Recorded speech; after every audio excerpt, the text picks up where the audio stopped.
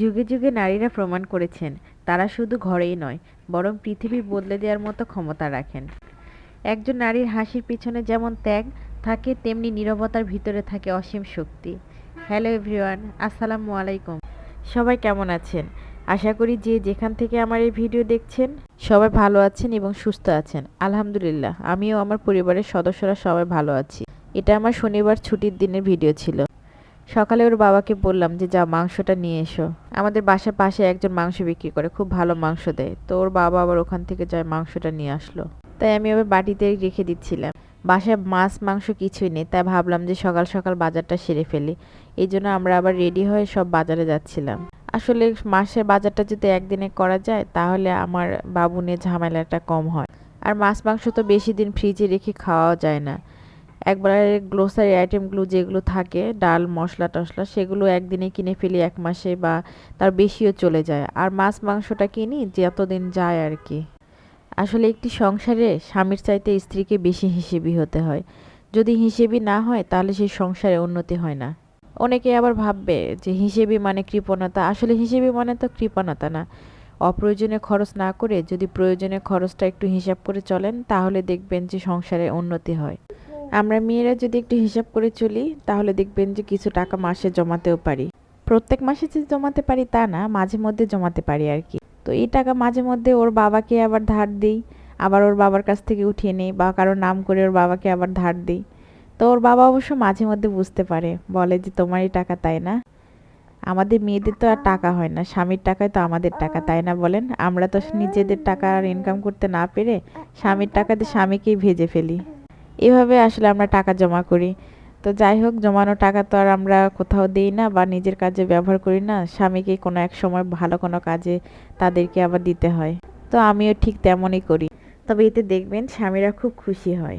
আমরা যারা বাসাতে থাকি, যারা আমরা গৃহিণী, যারা জব করি না, তারা তো আমরা এভাবে টাকা জমা করি। আপনারা কারা কারা এভাবে জমা করেন অবশ্যই কমেন্টে জানাবেন। আর এতক্ষণ পর্যন্ত আমার ভিডিও যারা দেখছেন আশা করি পুরো ভিডিওটা দেখে যাবেন। আর অবশ্যই আমাকে একটা লাইক দিবেন। আপনাদের ছোট্ট একটা লাইকে আরও 10 জনের কাছে পৌঁছে দেওয়ার ক্ষমতা রাখবে। আর আপনারা যারা নতুন আমার এই ভিডিও দেখছেন, যারা ফেসবুক থেকে দেখছেন অবশ্যই ফলো দিবেন। আর যারা ইউটিউব থেকে দেখছেন অবশ্যই সাবস্ক্রাইব করতে ভুলবেন না। আর আমার ভিডিওটি কেমন হচ্ছে অবশ্যই কমেন্টসে জানাবেন। আপনাদের ছোট্ট একটা লাইক এবং কমেন্টসের কারণে আমাদের কষ্টটা মনে হয় সার্থক হয়ে যায়। তাই যারা আমার এই ভিডিও দেখছেন অবশ্যই আমার পাশে থাকবেন। যাই হোক, বাজারগুলো তো সব কিছু আমি উঠিয়ে নিচ্ছিলাম। আজ শনিবারের দিন আমি যে বাজারে গিয়েছিলাম, আজকে গিয়ে দেখি সেই বাজারে কোনো মাছ ছিল না। যা ছিল তা সব ছোট ছোট মাছ ছিল। আর গুড়ি মাছ তো একদমই ছিল না। আমার এই পাঙ্গাস মাছটা অনেক ছোট ছিল, আমি ভেবেছিলাম একটু বড় দেখে নেব, কিন্তু পেলাম না। আর চিংড়িটাও অতটা বড় ছিল না। যাই হোক, সব কিছু আমি আবার কেটে বেছে রেডি করে রেখে দিচ্ছিলাম। তা মনে করলাম চিংড়িটাও একবারে বেছে রেখে দেই, শুধু বাটি থেকে বের করব আর রান্না করব। যেহেতু ওর বাবা বাসাতে আছে তাহলে আমি একটু সময় পেলাম পরিষ্কার করার, তাই চিংড়িগুলো সব পরিষ্কার করে নিচ্ছিলাম। আর মাছ মাংস সবগুলো আমি একবারে বাটিতে উঠায় রেখে দিচ্ছিলাম। আর যেগুলো রান্না করব সেগুলো একটু সাইডে রেখে দিলাম, আর বাকিগুলো আমি সব বাটিতে রেখে দিচ্ছিলাম। আমি মাছ মাংস এভাবে বক্সেই রাখি। বক্সে রাখলে আমার কাছে মনে হয় যে একটু কাঁচার গন্ধটা একটু কম লাগে। আর এমনি পলিথিনে রাখলে মনে হয় যে বেশি গন্ধ লাগে, কেমন যেন একটা। মাছ মাংস পরিষ্কার করতে আমার রান্নাটা অনেকটা দেরি হয়ে গেছে, তাই মনে করলাম তাড়াতাড়ি করে রান্নাটা উঠাই দেই। আর ওর বাবাও বলছিল যে 2টার সময় অফিসে যাবে, আজকে একটু অফিসে কাজ আছে, তাই মনে করলাম তাড়াতাড়ি রান্নাটা আগে সেরে ফেলি। তো আমি এখানে রান্না করছিলাম চিংড়ি, আর ওর বাবা বলছিল আমার জন্য কয়েকটা পাঙ্গাসের মাছ দাও। তো ওর বাবার জন্য আবার পাঙ্গাসের মাছও দিয়ে দিলাম।